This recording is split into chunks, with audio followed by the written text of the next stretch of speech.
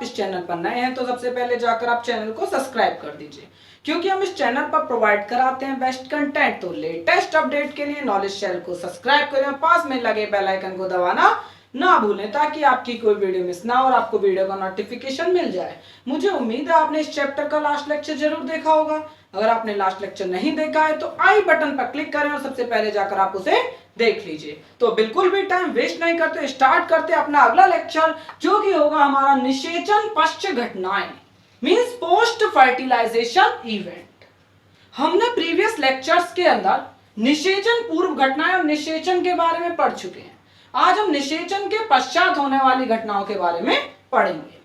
तो निषेचन के पश्चात होने वाली घटनाओं में युग्मनज निर्माण, मींस युग्मनज का बनना, जायगोट का बनना सम्मिलित है, एवं भ्रूण विकास, भ्रूण उद्भव प्रमुख घटनाएं, मतलब भ्रूण का विकास होना और युग्मनज का निर्माण होना, दो पोस्ट फर्टिलाइजेशन इवेंट हैं, दो निषेचन पश्च घटनाएं होती हैं।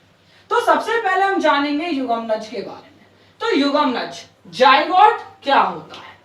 द्विगुणित युग्मनज का निर्माण, द्विगुणित मतलब 2n टाइप के, कैसे 2n टाइप के द्विगुणित युग्मनज का निर्माण सभी लैंगिक जनन करने वाले जीवों में सर्वव्यापी है। सर्वव्यापी का मतलब यूनिवर्सली, कि इस पूरे के पूरी पृथ्वी पर, इस पूरे के पूरे ब्रह्मांड में जहां भी जायगोट बनेगा, वो जो युग्मनज है, जायगोट है, वो कैसा होगा? द्विगुणित होगा, 2n टाइप का होगा। युग्मनज का आगे का विकास जीव के अपने जीवन चक्र तथा वहां के पर्यावरण पर निर्भर करता है। तो युग्मनज का आगे का विकास, युग्मनज आगे बनने के बाद आगे किस तरीके से विकास करता है, वो निर्भर करता है किस चीज पर? जीवन चक्र पर। मतलब जिस जीव का वो युग्मनज है, उस जीव का जो जीवन चक्र है, उस जीव के जीवन चक्र पर निर्भर करता है, और साथ ही साथ वहां का जो पर्यावरण है उस पर निर्भर करता है। फंजाई एवं शैवालों में जो फंजाई हैं, जो हमारे फंजाई हैं, शैवाल हैं, एल्गी हैं, उनके अंदर युग्मनज मोटी भीत विकसित करता है। तो सबसे पहले क्या होगा? जो युग्मनज बनने के बाद उस युग्मनज के चारों क्या होगा? एक मोटी भीत विकसित होती है, जिसे हम निस्तांड या ऊस्पोर कहते हैं। मतलब क्या हुआ? युग्मनज के चारों मोटी भीत विकसित हो गई, उसे हमने निस्तांड या ऊस्पोर कह दिया। यह उनकी शुष्कन तथा क्षति से रक्षा करती है। अब वो क्या, जो मोटी भीत है वो क्या करेगी? वो युग्मनज को सूखने से बचाएगी, युग्मनज को सूखने से बचाती है, और उसे कोई क्षति ना पहुंच जाए उस चीज से उसकी प्रोटेक्शन करती है, रक्षा करती है मोटी भीत। यह काफी समय तक विश्रांगति काल में रहता है। अब जब तक अनुकूल परिस्थितियां नहीं आती हैं, जब तक क्या होता है, वो जो युग्मनज है, निस्तांड है, वो विश्रांगति काल में रहता है, रेस्टिंग अवस्था में रहता है। वृद्धि ऋतु में, जब वृद्धि करने की ऋतु आएगी, मतलब अनुकूलित माहौल जब हो जाएगा, तो जो निस्तांड है, जो ऊस्पोर है, उसमें क्या होगा? अंकुरण होगा, वो अंकुरित होगा। अंकुरित होने के बाद क्या होगा? उसके अंदर अर्धसूत्री विभाजन चालू हो जाएगा। कौन सा विभाजन? अर्धसूत्री विभाजन। और अर्धसूत्री विभाजन के परिणाम स्वरूप हमारे अगुणित अंडाणु बन जाते हैं, अगुणित स्पोर बन जाते हैं। अब जब वो स्पोर अनुकूल परिस्थिति मिलती है उन्हें, तो वो स्पोर अंकुरित होकर के अगुणित संतति बना लेते हैं। मतलब कि एन टाइप की संतति हमारी इनमें प्रभावी होगी, मुख्य होगी। द्विगुणित जीवन चक्र में, जैसा कि हम क्लास 11th के अंदर पढ़ चुके हैं, द्विगुणित जीवन चक्र, अगुणित जीवन चक्र, द्विगुणित अगुणित जीवन चक्र। तो अगुणित जीवन चक्र तो हमने देखा। अब द्विगुणित जीवन चक्र में क्या होता है? जो युग्मनज है, उस युग्मनज में समसूत्री विभाजन होता है, भ्रूण बनता है। भ्रूण के अंदर भी समसूत्री विभाजन हो जाएगा और एक पूर्ण व्यष्टि, एक पूरा एक इंडिविजुअल बन जाएगा, जीव बन जाएगा, जो कि 2n होगा, मतलब द्विगुणित होगा। द्विगुणित अगुणित जीवन चक्र में क्या होता है कि जो बीजाणु उद्भिद और युग्मकोद्भिद दोनों की दोनों जो अवस्थाएं होती है वो काफी लंबे समय तक रहते हैं। तो क्या हुआ भाई, देखो युगमनज था, युगमनज से भ्रूण बना, कैसा विभाजन, समसूत्री विभाजन। फिर समसूत्री विभाजन होकर बीजाणुद्भिद बन गया, बीजाणु बनाने वाला भाई हिस्सा बन गया। अब क्या होगा, बीजाणु उद्भिद के ऊपर होंगे बीजाणु कोश, तो बीजाणु कोश में अर्धसूत्री विभाजन होता है। फिर क्या होता है, बीजाणु बना, बीजाणु में क्या होगा, अनुकूलित परिस्थिति आएंगी, तो अनुकूलित परिस्थिति आने पर अंकुरित कर जाएगा और अंकुरित करने के बाद युग्मकोभिद बन जाता है। अब यहाँ पे एक नोट है जो आपको याद रखना है कि प्रत्येक लैंगिक प्रजनक जीव, जितने भी जीव जो लैंगिक प्रजनन करते हैं वो सभी, यहां तक कि मानव जीवन की शुरुआत, जो मनुष्य के जीवन की शुरुआत होती है वो भी एक कोशिका से होती है, जो कि हमारा क्या युगमनज होता है। तो सभी जीव चाहे वो कितना भी बड़ा क्यों ना हो, उसकी जो जीवन की शुरुआत है वो एक कोशिका से हुई होगी और उस कोशिका का नाम क्या है, युगमनज है। अब आते हैं भ्रूणोद्भव। तो भ्रूणोद्भव एम्ब्रियोजेनेसिस, मतलब एम्ब्रियो का निर्माण होना, जेनरेट होना कैसे होता है वो जानेंगे। युगमनज से भ्रूण के विकास की प्रक्रिया, भाई युगमनज से भ्रूण के विकास की प्रक्रिया को भ्रूणोद्भव कहते हैं। युगमनज से भ्रूण के विकास की प्रक्रिया को क्या करें, भ्रूणोद्भव कह रहे हैं। इस दौरान, जब भ्रूणोद्भव के दौरान युगमनज के अंदर दो चीज होंगी, क्या क्या, कोशिका विभाजन और कोशिका विभेदीकरण। तो कोशिका विभाजन में क्या होता है, कोशिकाओं की संख्याओं में वृद्धि होती है, कोशिका की संख्या वृद्धि होगी भाई, 1 से 2, 2 से 4, 4 से 8, 8 से 16, 32 इस तरीके से।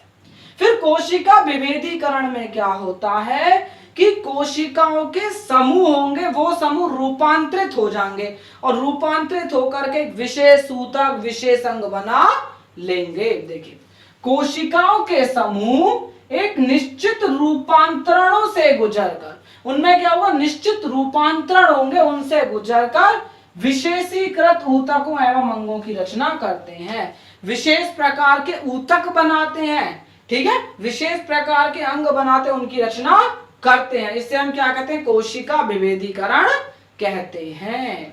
तो क्या होगा, कोशिका विभेदीकरण में हमारा जो ऊतक मतलब कोशिकाएं हैं, कोशिकाओं का समूह होगा, वो समूह रूपांतरण में जाएगा और रूपांतरित होकर के ऊतक या अंग बना लेता है।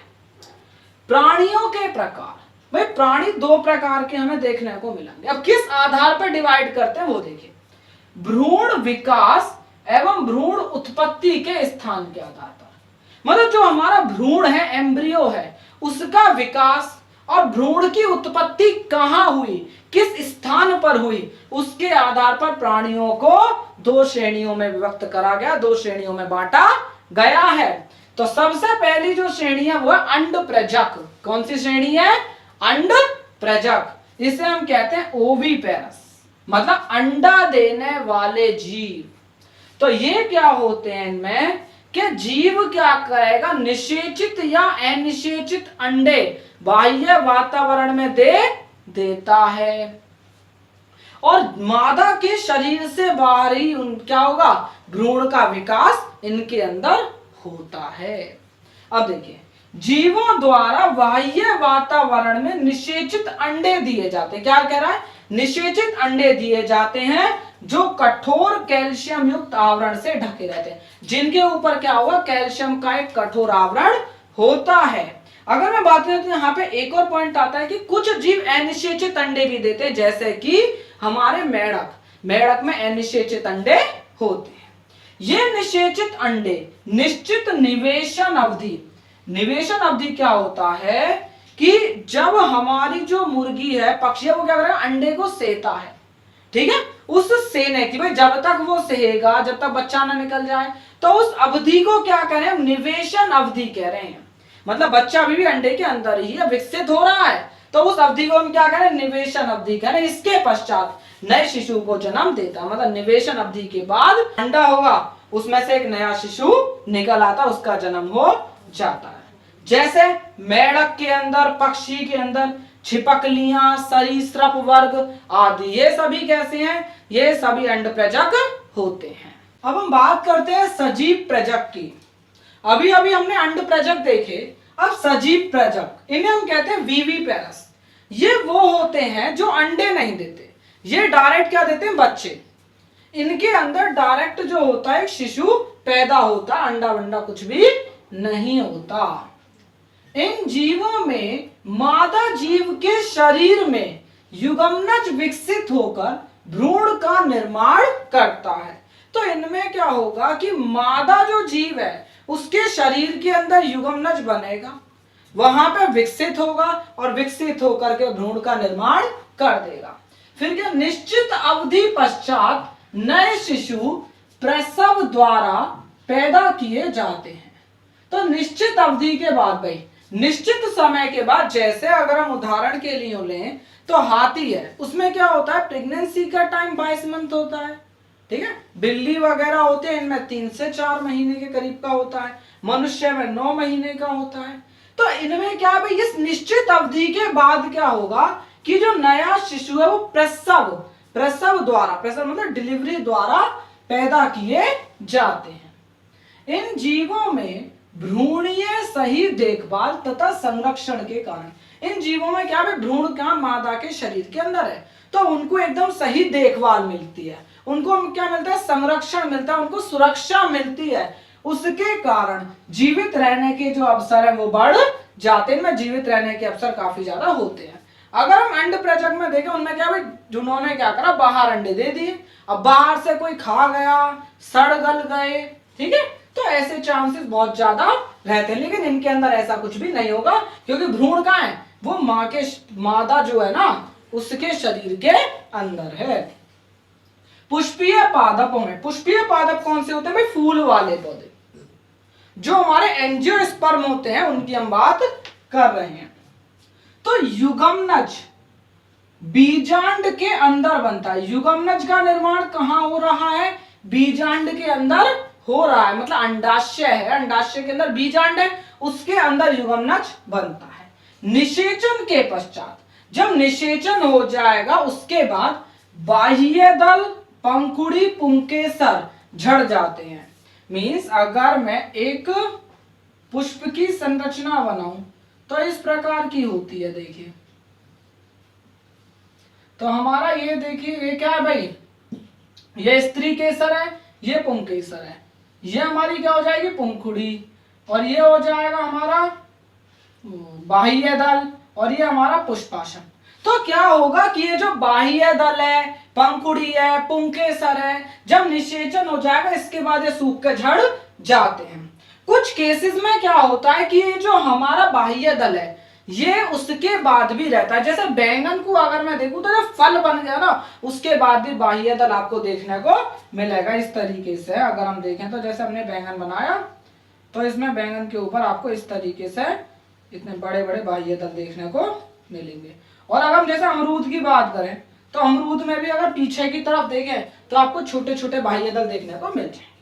युग्मनज से भ्रूण बन गया, युग्मनज से जाइगोट से भ्रूण बन गया एम्ब्रियो, बीजांड से बीज बन गया, अंडाशय से फल बन जाता है, और अंडाशय की जो भीत थी वो फल की भीत में कन्वर्ट हो गए, जिन्हें पेरिकार्प कहते हैं। पेरिकार्प क्या करते हैं, फल को सुरक्षा प्रदान करती है।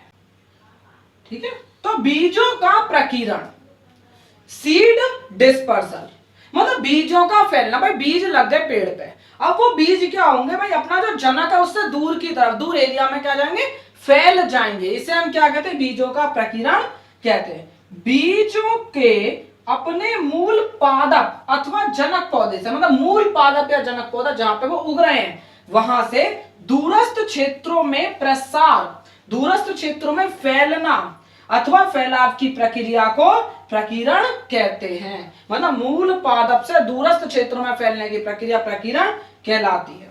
भाई कुछ जीव है जो क्या करेंगे भाई, फल फूल वगैरह को खा लेंगे, जैसे पक्षी वगैरह, और उनके साथ उनके पेट में बीज भी चले गए। जब वो जाके मल को निकालेंगे, मल त्याग करेंगे, उस दौरान वो उन बीजों को भी निकाल देंगे दूर दूर जाके।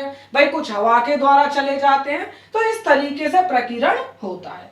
तो फिर क्या होगा भाई, जब बीज को अनुकूलित परिस्थिति मिलेंगी तो वो अंकुरित होगा, उगेगा और एक नए पौधे में बन जाएगा, एक नए पौधे में कन्वर्ट हो जाएगा। तो गाइस हमारा ये लेक्चर यहीं पर फिनिश होता है। मुझे उम्मीद है आपको वीडियो अच्छी लगी होगी। अगर आपको वीडियो अच्छी लगी हो तो वीडियो को लाइक, शेयर और चैनल को सब्सक्राइब करें। Thank you.